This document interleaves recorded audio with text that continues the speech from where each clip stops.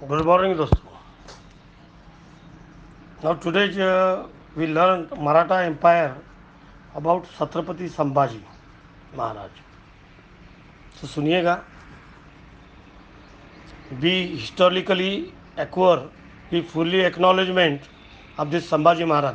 छत्रपति संभाजी मराठी राज्य का जीतने का ऐसा मुगलों का विश्वास हुआ, परंतु महान व्यक्तियों ने इस विश्वास को गलत साबित करवा दिया.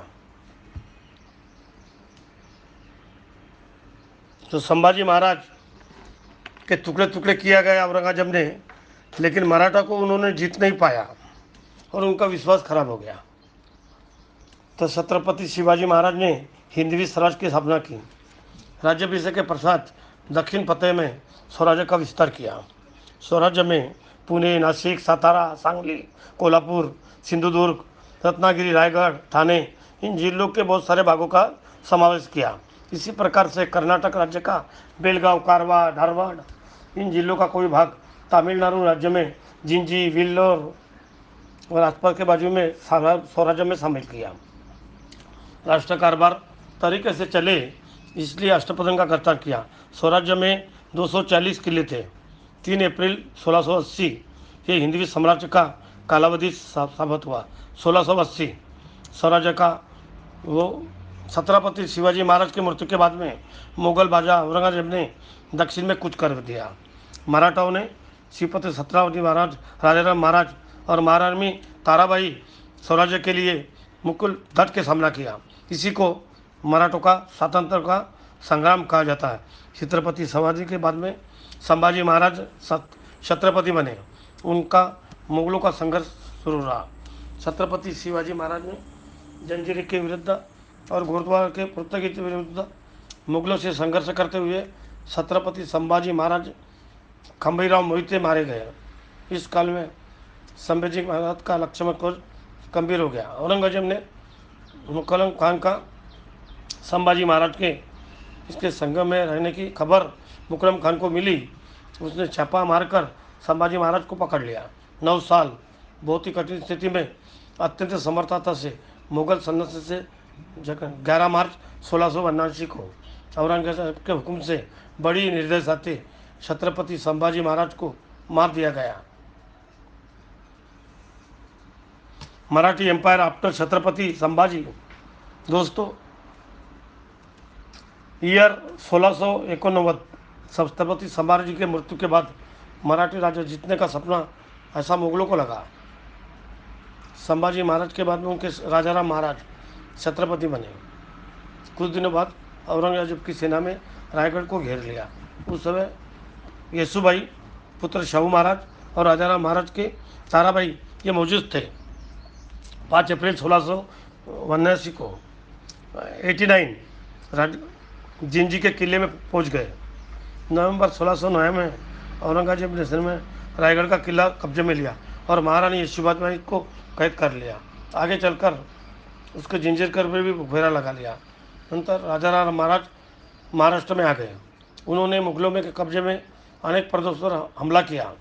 संताजी घोरपड़े और धनाजी धारवाड़ के कुछ आगलों से वंशों तक मुगलों से मार्च 1700 में राजाराम महाराज का सिंहगढ़ पर निधन हो गया.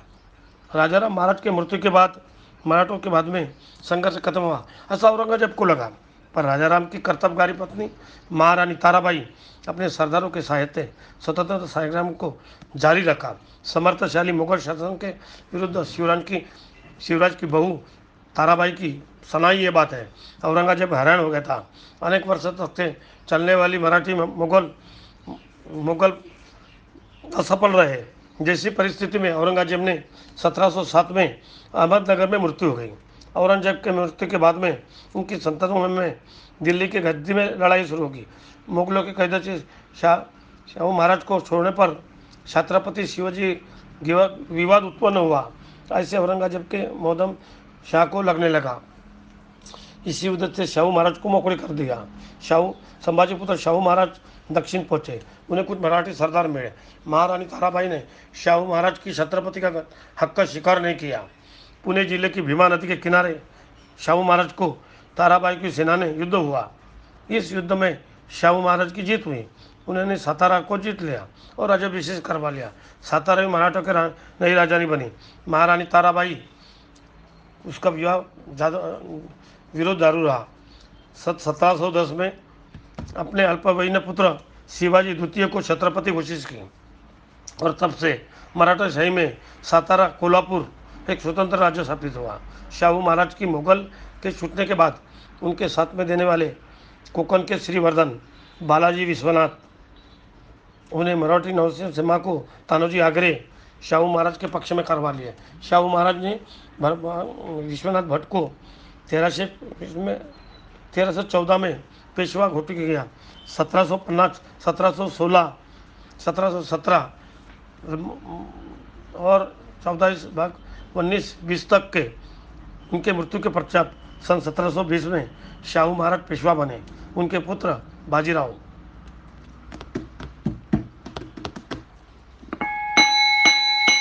पेशवा बाजीराव ने मराठा साम्राज्य दिल्ली तक फैला दिया। उन्होंने भाईजी चिमाजी अप्पा की सहायता से मालवा और बुंदेलखंड स्वराज्य में शामिल किया। सन 1739 में वसई का किला जीतकर पोर्तुगाल पर विजय किया। उत्तर भारत में बाजीराव के नाम से दर्शक बढ़ गए थे। सन 1740 में बाजीराव और चिमाजी अप्पा चल बसे। उसके बाद छत्रपति पेशवा बने बालाजी बाजीराव तानाशाही पेशवा। पेशवा नाना साहेब काल में उनके भाई रघुनाथ राय मल्लाराव होलकर के साथ में मिलकर स्वराज्य का विचार प्राप्त किया और इसी काल में पानीपत की निसरी लड़ाई, इस लड़ाई में हुई मराठों की हार के उठते नाना साहब के मृत्यु के बाद में पेशवा माधवराव ने फिर से खड़ा किया। सन 1763 में पेशवा माधवराव ने पटन के नज़दीक दक्षिण भवन में निजाम को हराया। इसके बाद उन्होंने कर्नाटक में श्रीरंगपट्टनम के पास में हैदर अली को भी हरा दिया। सन 1772 में माधवराव की मृत्यु हुई और उसके बाद पेशवा बने नारायण राव, रघुनाथ राय, स्वामी माधवराव। साम्राज्य के संभालने में मल्लाराव होलकर, अहिल्याबाई होलकर, रघुजी भोसले, बाजी शिंदे और नाना फडणवीस इन प्रमुख प्रभाव में मदद की। इनके काल में उपचार मराठी सत्ता कमज़ोर पड़ गई। महाराजा द्वितीय के काल में दक्षिण में प्रभाव कम हो गया। मराठों का स्थान अंग्रेजों ने ले लिया। सन 1818 में मराठों की सत्ता समाप्त हो गई। अंग्रेजों ने पूरा भारत में पूरा कब्जा ले लिया और भारत का मध्य युग खत्म हो गया। ब्रिटिश एम्पायर शुरू हो गया। इस तरह से ब्रिटिश एम्पायर की ये हुई।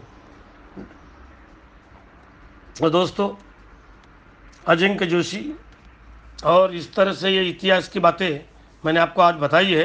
तो Maratha empire after Chhatrapati Shivaji and Sambhaji Maharaj के बाद में किस तरह से चलाया गया और चलाने के बाद में उनको किस तरह से ये हुआ, इस बातों में अपन डिटेल में आज देखे।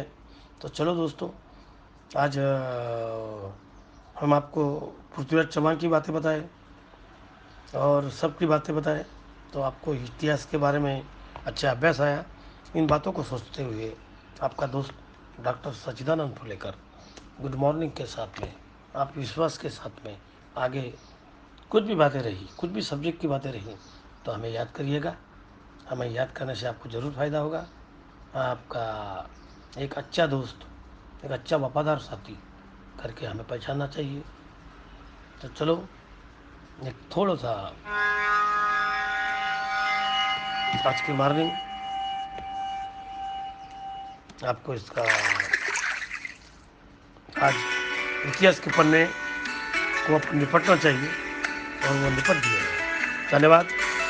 जय शिवाजी महाराज, जय संभाजी महाराज, जय ताराबाई, जय पेशवे, सभी को जय करते हुए आज मैं विराम करता हूँ मराठा सरदारों को, जिन्होंने दिल्ली तक के अपनी सेना को आगे बढ़ाया और बड़े बड़े को पानी पिलाया।